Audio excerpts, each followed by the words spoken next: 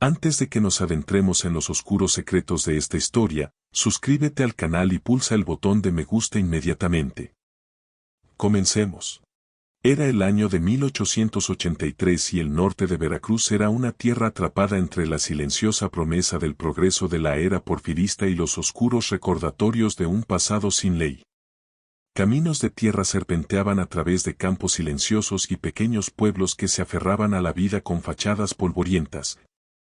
Cantinas iluminadas por candiles parpadeantes e iglesias que se erguían como símbolos de fe en tiempos inciertos. Pero más allá de las villas, extendiéndose profundamente en el monte, había lugares de los que la gente prefería no hablar, sitios donde terminaban las veredas, donde la milpa crecía rala y donde los susurros de cosas más oscuras se asentaban entre los árboles como una niebla que nunca se disipaba. Fue en uno de estos rincones aislados, cerca de las estribaciones de la sierra, donde vivía la familia Losada. Para los forasteros, no eran más que otro clan campesino intentando sobrevivir de la tierra implacable.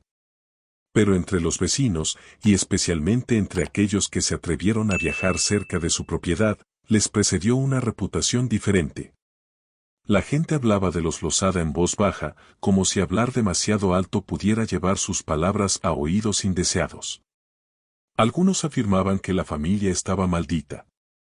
Otros decían que eran poco más que asesinos disfrazados de rancheros. Sin embargo, lo que nadie podía imaginar, o quizás lo que algunos no se atrevían a creer, era la terrible verdad que mancharía para siempre su apellido, una verdad empapada de hambre, sangre y el acto indecible de volverse contra los suyos. La tierra alrededor de la finca de los Losada contaba su propia historia. Las cercas de madera vieja se apoyaban contra la presión de los vientos que parecían aullar más fuerte allí que en cualquier otro lugar. La propia casona persistía en el horizonte como una cicatriz, con su techo hundido y sus paredes remendadas con tablas de diferentes maderas, una estructura que parecía siempre al borde del colapso, pero que, contra todo pronóstico, nunca caía. Cerca de allí, graneros y cobertizos estaban torcidos, con sus puertas balanceándose sobre bisagras oxidadas. No era la belleza lo que caracterizaba la tierra de los Losada, sino una especie de resistencia obstinada y miserable que reflejaba a quienes vivían allí. El clan era grande, varios hermanos, sus esposas e hijos, todos unidos pero extrañamente apartados de las comunidades que los rodeaban.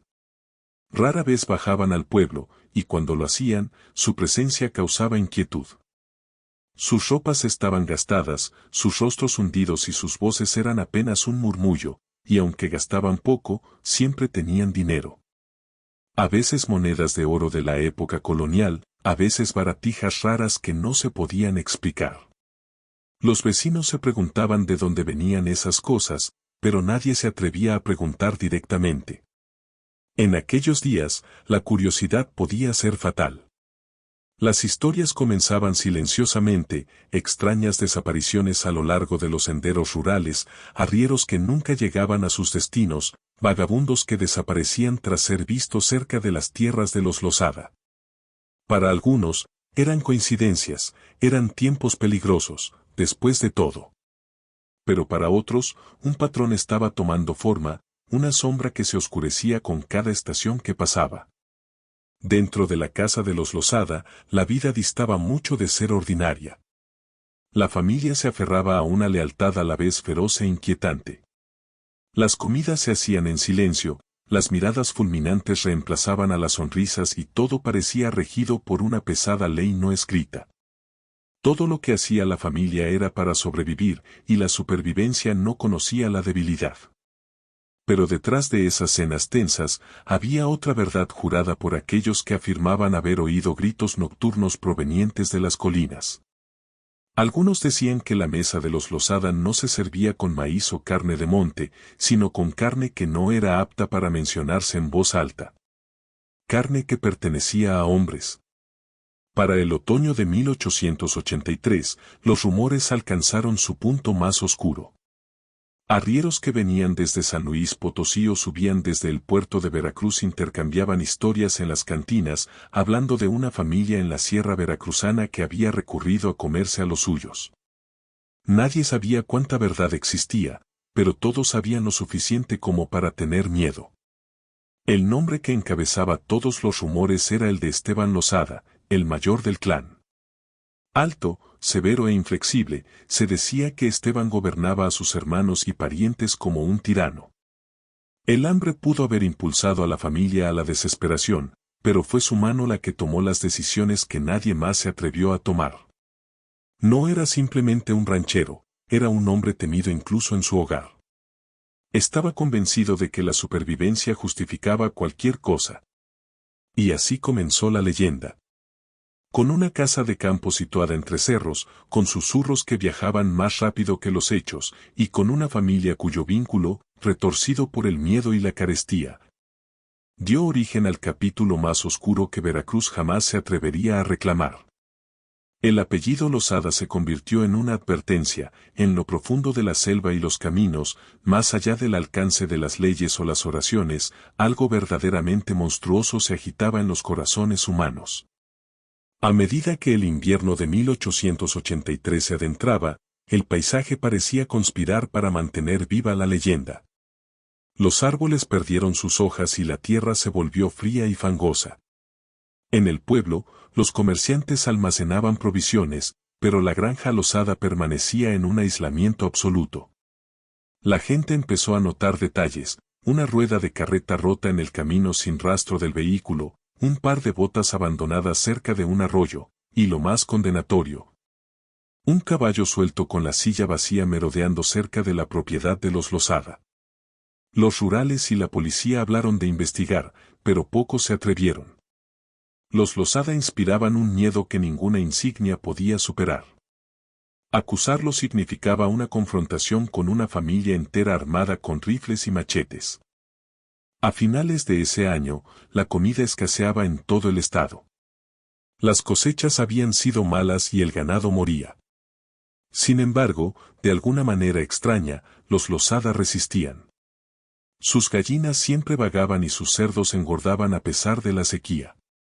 Cuando los vecinos preguntaban cómo lo lograban, solo recibían miradas inquietantes.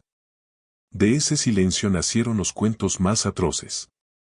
Se decía que los viajeros eran recibidos rígidamente con ofertas de comida y refugio. A la mañana siguiente, los viajeros habían desaparecido, pero días después, un miembro de los Losada aparecía en el pueblo con ropa nueva, botas finas o baratijas que no correspondían a su posición. El invierno de 1884 fue el más cruel que se recuerda. Fue entonces cuando los Losada se volvieron contra su propia sangre. La historia se refiere al hijo menor de Amador Losada, hermano de Esteban. Un niño de apenas 7 años, llamado Tereso, delicado desde su nacimiento y demasiado débil para trabajar el campo. Cuando las raciones se redujeron a nada bajo el orden severo de Esteban, el pequeño Tereso desapareció. No hubo entierro ni tumba. Sus primos nunca lo volvieron a ver. Sin embargo, a los pocos días, la familia parecía bien alimentada, más sana de lo que el hambre debería haber permitido. Fue este acto el que consolidó su infamia como devoradores de parientes. El testimonio más impactante provino de un vagabundo que afirmó haber escapado. Juró que los Losada le ofrecieron refugio una noche de helada. Al principio le dieron calor y un plato de carne dura y fibrosa que comió con desesperación. Solo cuando descansaba junto al fogón se dio cuenta de que Esteban lo observaba demasiado de cerca, mientras Amador acariciaba el mango de su machete y los niños susurraban desde las sombras de la escalera. El hombre huyó frenéticamente bajo la lluvia, perseguido por disparos, hasta que llegó al siguiente pueblo con la ropa hecha jirones. Su advertencia fue clara: la hospitalidad de los Losada era una trampa, y la carne que servían no era de ningún animal conocido. Para la primavera de ese año, los Losada eran más una leyenda que seres de carne y hueso. Eran depredadores de los caminos. Los jinetes evitaban sus tierras y hasta las autoridades admitían que era mejor dejarlos en paz. Pero historias tan oscuras no se desvanecen, se pudren. Y mientras la leyenda crecía, también nacía la certeza de que el ajuste de cuentas estaba cerca. La verdad no puede ser enterrada para siempre. Los rancheros murmuraban sobre formar una partida, aunque pocos se atrevían a dirigirla. Los curas instaban a las autoridades a actuar, pero nadie se atrevía a ponerle una mano encima a Esteban Losada. Sin embargo, el peso de la sangre no puede esconderse para siempre. En lo profundo de la selva veracruzana, mientras las lluvias de primavera alimentaban la tierra y las flores silvestres brotaban de nuevo, persistía una sensación de asfixia al pronunciar el apellido Losada. El tiempo de los susurros estaba llegando a su fin, las colinas mismas parecían contener el aliento, esperando el estallido inevitable. En el verano de 1884, Veracruz se había cansado de los rumores. El nombre Losada, antes un murmullo en los rincones de las cantinas y los bancos de las iglesias, se había vuelto una carga insoportable. Agobiaba a los padres que no dejaban a sus hijos alejarse de la vista y a los arrieros que daban rodeos de leguas enteras para evitar la zona. Sobre todo, presionaba a los hombres que habían jurado mantener el orden, avergonzándolos por su silencio. No era un secreto que los rurales evitaban a los Losada. Las sospechas se acumulaban como piedras, pero las pruebas seguían siendo escasas y el miedo impedía que incluso los más valientes pusieran un pie en sus tierras. ¿Qué peso tenía una insignia en la naturaleza salvaje, donde los rifles hablaban más fuerte que la ley? El comisario Guillermo Macario fue quien cargó con el peso más pesado. Con base en un municipio cercano, se había cansado de las familias que se le acercaban desesperadas por respuestas, un hermano comerciante que nunca regresó, un peón que desapareció antes de llegar a la siguiente hacienda. Todas las historias apuntaban siempre en la misma dirección, hacia esa casona torcida de paredes hundidas. Macario no era un cobarde, pero sabía que no se podía desafiar a Esteban Losada a la ligera. Se decía que el patriarca tenía rifles y machetes al alcance de la mano en cada habitación. Si la ley entraba, tal vez no saldría. Mientras Macario se preparaba, la leyenda apretaba sus garras. Los campesinos juraban ver siluetas acechando en los cerros al anochecer, desapareciendo al ser llamadas. Los jinetes afirmaban escuchar sus nombres susurrados desde la maleza. Los propios Losada rara vez se veían, pero cuando aparecían, las cantinas quedaban en silencio. Su presencia no parecía una llegada, sino una ocupación. Surgió entonces el rumor más incriminatorio, se decía que los Losada habían ideado un nuevo método para atraer presas. Ya no esperaban al azar, ahora ofrecían alojamiento a un precio tan bajo que atraía a los desesperados. Un catre y un plato de comida, suficiente para atraer a hombres cansados del camino que nunca volvían a ver la luz de la mañana. Se hablaba de dos hermanos, peones que viajaban hacia las plantaciones de tabaco. Se les vio riendo en un pueblo fronterizo, comentando que pasarían la noche en la finca de los Losada. Nunca más se supo de ellos. El comisario solo encontró un reloj de bolsillo roto cerca de un sendero fangoso. No hubo cuerpos, solo ausencia. Para entonces, la palabra caníbal ya no se susurraba, se escupía. Se decía que la familia no solo mataba, sino que se alimentaba de sus víctimas, convirtiendo su cocina en un teatro del hambre grotesco. El equilibrio se rompió en el otoño de 1884. No fue la desaparición de un vagabundo lo que encendió la mecha, sino la de Tomás Cuéllar, un comerciante respetado que traía mercancías desde el puerto de Veracruz. Era un hombre de prestigio, conocido por todos. Cuéllar viajaba con telas, herramientas y licores, conocía los caminos y los peligros, pero siempre era cuidadoso. Antes de continuar, si estás listo para ser cómplice en cada misterio que desenterremos, suscríbete al canal y pulsa el botón de me gusta inmediatamente. Y sigamos con la historia. Fue visto por última vez a 5 kilómetros de la finca Losada. Cenó con los lugareños y anotó sus cuentas. Dijo que saldría antes del amanecer. Al día siguiente, sus huellas se perdían en el camino hacia los cerros. Su carro no llegó a destino, su caballo no apareció y Tomás, un hombre firme y confiable, fue tragado por la tierra. Esta vez, la comunidad no se quedó callada. Los comerciantes se negaron a viajar y las familias exigieron justicia. El comisario Macario, acorralado por la verdad, convocó a 20 hombres de confianza, rancheros y padres de familia listos para lo que fuera. Cuando la partida cabalgó hacia la tierra de los Losada, los vecinos observaban desde los porches en un silencio tenso. Al acercarse, los árboles parecían más retorcidos y el suelo estéril. Finalmente, la casona apareció con su techo deforme. Un humo denso y lento salía de la chimenea. Macario gritó el nombre de Esteban. No hubo respuesta, solo el viento entre los tallos secos de maíz. Entonces, la puerta se abrió. Esteban Losada se irguió en el umbral, con el rostro de piedra y los ojos fríos, retándolos. Detrás de él, sombras se movían, mujeres y niños acechando como animales en su madriguera. Macario exigió saber de Cuéllar. Esteban, impasible, afirmó que ningún hombre había pasado por ahí en días y exigió que se retiraran de su propiedad. Pero antes de que la violencia estallara, Macario vio algo, más allá del granero, medio oculta bajo una lona vieja, estaba la inconfundible estructura de la carreta de Tomás Cuéllar. La partida estalló en gritos, pero no fueron los gritos ni los rifles lo que selló el momento. Fue el olor. Un hombre que estaba a favor del viento se puso rígido. El aire llevaba un hedor denso, innegable y asqueroso. No era cerdo, ni res, era un olor dulce y pútrido que se pegaba al estómago, el hedor de la carne quemada. Los Losada no se inmutaron. Parecían acostumbrados, como si sus sentidos hubieran enterrado el significado de esa pestilencia hace mucho tiempo. Ese día, el derramamiento de sangre se evitó por un pelo. Macario y sus hombres se retiraron, prometiendo volver con más refuerzos. Pero la verdad ya había sido vista. Los días siguientes fueron de una inquietud eléctrica. En la trastienda de la oficina del comisario, hombres con rostros sombríos limpiaban sus rifles. Macario no pedía venganza, pedía la restauración de la humanidad contra una estirpe que la había negado.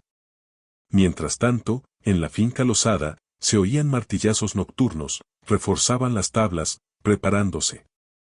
Cuando Esteban bajó al pueblo por última vez a comprar sal y aceite, colocando sus monedas de oro sobre el mostrador, nadie le habló. Las miradas eran de odio puro. Fue un desafío claro, les decía que nada había cambiado, pero ambos bandos sabían que todo estaba a punto de arder. Al amanecer del día señalado, 20 jinetes estaban listos. El comisario Macario cabalgaba al frente, con la mirada fija en el horizonte donde la casona de los Losada esperaba como una herida en la tierra. No habría más advertencias.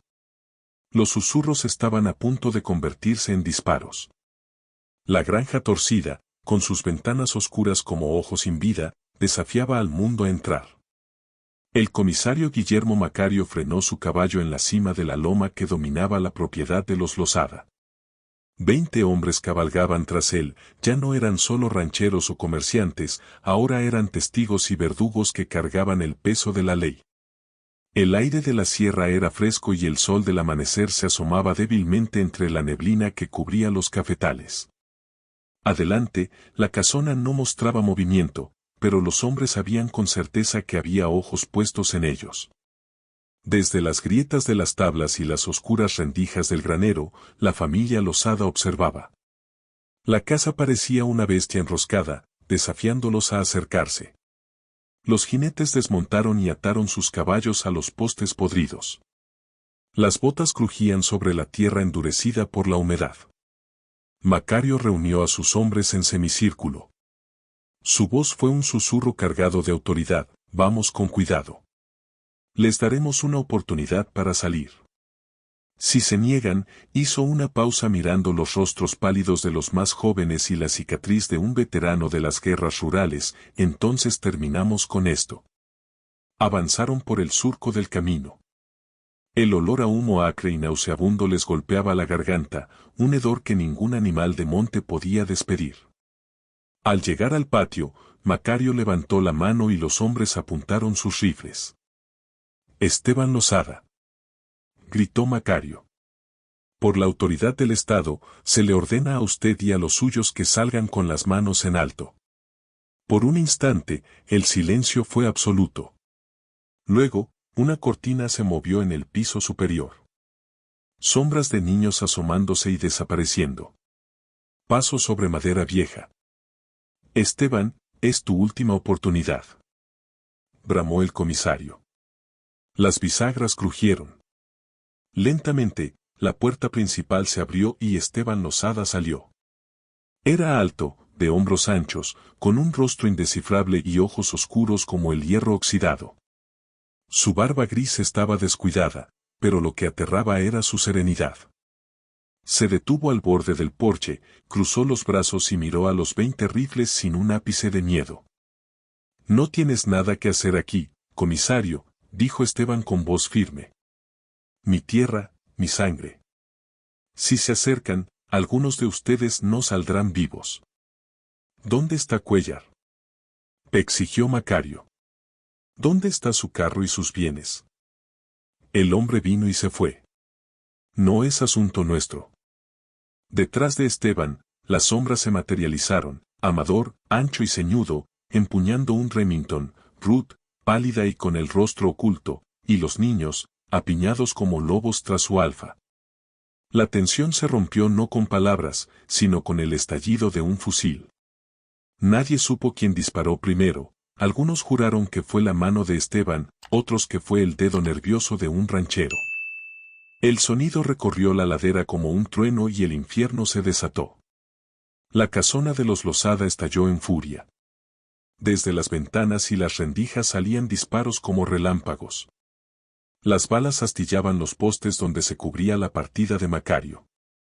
El aire se llenó de humo y plomo.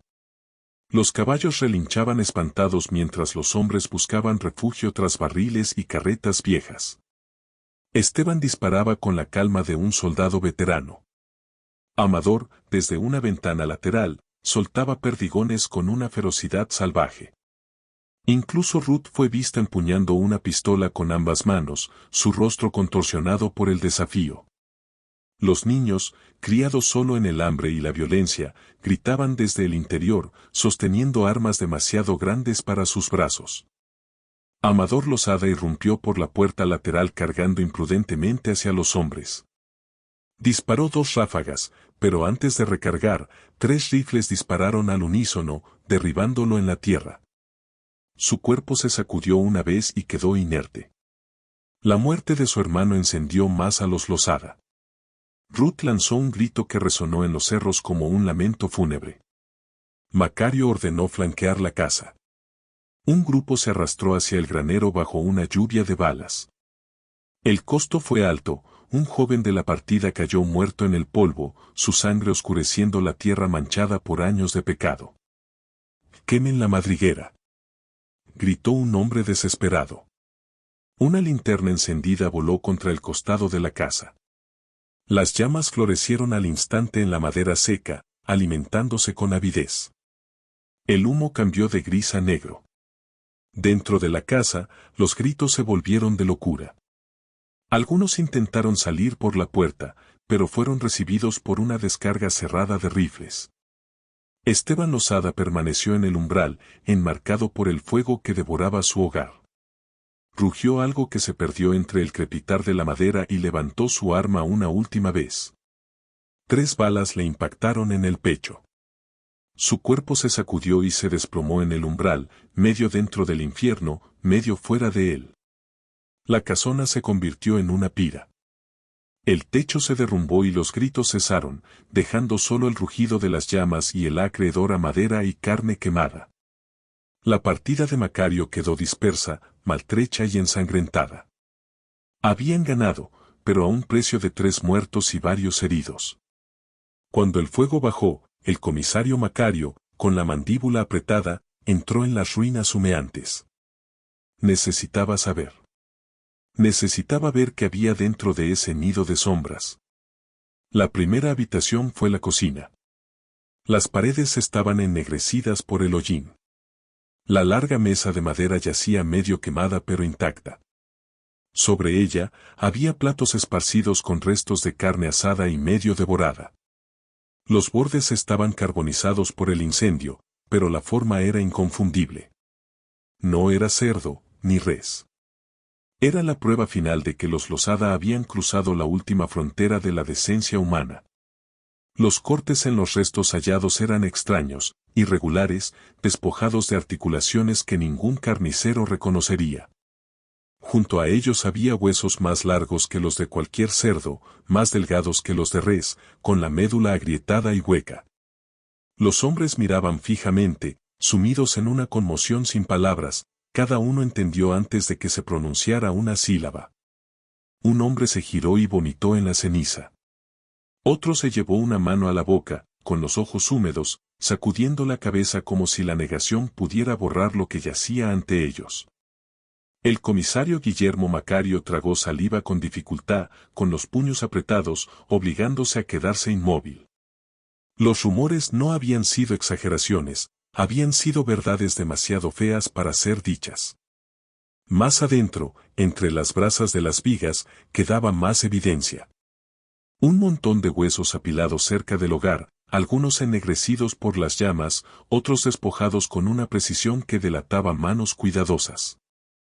Cerca de allí, en una caja, había baratijas, anillos que aún brillaban entre la ceniza, hebillas, pequeños relicarios y carteras, objetos que habían pertenecido a los desaparecidos.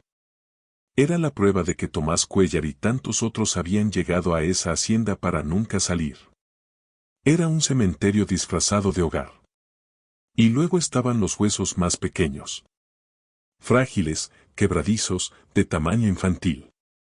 Algunos quemados, otros conservados en los rincones ennegrecidos. Ningún hombre habló mientras los miraba.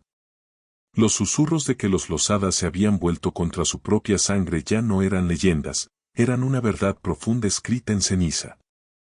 El granero contó su propia historia. Al forzar las puertas carbonizadas, encontraron restos de pieles colgadas en ganchos, tiras secas de lo que alguna vez fue carne, ahora enroscadas e irreconocibles. El hedor era rancio e intenso a pesar del fuego. Aquello no había sido un refugio para animales, había sido un matadero de hombres. No todos los cuerpos fueron consumidos por el incendio. El cadáver de Amador Losada yacía en el patio, con su arma a un lado. El propio Esteban permanecía medio dentro y medio fuera de la puerta principal, con el pecho acribillado, su mano retorcida como si aún en la muerte se negara a soltar su desafío. A su alrededor, el resto del clan yacía roto entre las cenizas, una estirpe que vivió por el cuchillo y terminó bajo el plomo. Cuando regresaron al pueblo, la noticia se extendió más rápido que el fuego. Las mujeres lloraron abrazando a sus hijos. Los hombres sacudieron la cabeza con incredulidad. Durante años, el apellido Losada había sido una sospecha, ahora era un hecho grabado en hueso y humo. Los curas proclamaron desde los púlpitos que los pecados del hambre habían convertido a una familia en bestias. Durante los días siguientes, los habitantes del pueblo recogieron los restos con cuidado. Los huesos fueron enterrados juntos en una fosa común, erigida no solo para los muertos, sino para sepultar el miedo que los vivos habían cargado por tanto tiempo. Se convirtió en un símbolo de advertencia sobre las profundidades en las que la humanidad puede caer al ser despojada de la ley y el amor. El comisario Macario permaneció junto a la fosa durante el entierro, con su placa pesada y los ojos ensombrecidos por el cansancio. No hubo discursos, el silencio de los dolientes fue suficiente. Durante semanas, el olor persistió sobre la región. Ni la lluvia tropical de Veracruz parecía capaz de lavarlo, como si los campos hubieran absorbido el horror. Con el tiempo, el nombre Losada dejó de ser una familia para convertirse en una advertencia que se extendió más allá de las fronteras del estado. La historia viajó con los arrieros hacia el norte y con los marineros hacia el sur. Cada relato añadía detalles, pero el corazón de la historia nunca flaqueó, que el infierno no es un lugar bajo tierra, sino que se puede encontrar en una finca solitaria donde una familia se alimentaba de su propia especie. Durante décadas, los lugareños juraron que la hierba no crecía en ese terreno. Los niños se retaban a caminar por el sendero que conducía al esqueleto carbonizado de la casona, aunque pocos se quedaban mucho tiempo, afirmaban que el silencio allí era tan espeso que aún albergaba gritos. Para los que sobrevivieron al ajuste de cuentas, el mayor horror no estaba en los huesos, sino en la realización de que habían vivido junto a ellos durante años. Habían saludado a Esteban Losada en el mercado, le habían vendido mercancía, habían permitido que su silencio excusara lo que temían nombrar. Siempre cargaron con la culpa de que su silencio permitió que los monstruos crecieran. Al llegar el siglo XX, la finca de los Losada no era más que piedras y maleza. Veracruz cambió, las colinas se calmaron y los caminos se volvieron seguros. Sin embargo, cualquiera que camine por esas crestas al anochecer aún puede sentir una vigilancia en el aire. No es una historia de fantasmas, es una verdad tan oscura que perdura como leyenda. La familia Losada, 1883, Veracruz. El clan que se comió a los suyos. Cada familia esconde secretos, algunos tan oscuros que nunca deberían ver la luz del día. Aquí abrimos las puertas a esos pasados sombríos, descubriendo crímenes ocultos y pactos silenciosos que resuenan como fantasmas. Dale, me gusta, a este video para que la verdad sobre los Losada llegue a más oídos, y suscríbete al canal para desenterrar junto a nosotros los secretos que el tiempo ha intentado ocultar.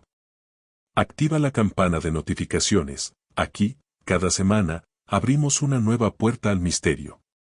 Gracias por acompañarnos hasta el final. Gracias por ver este video. Recuerda, a veces, el hambre más voraz no está en el estómago, sino en el alma. Nos vemos en la próxima revelación. Dios los bendiga.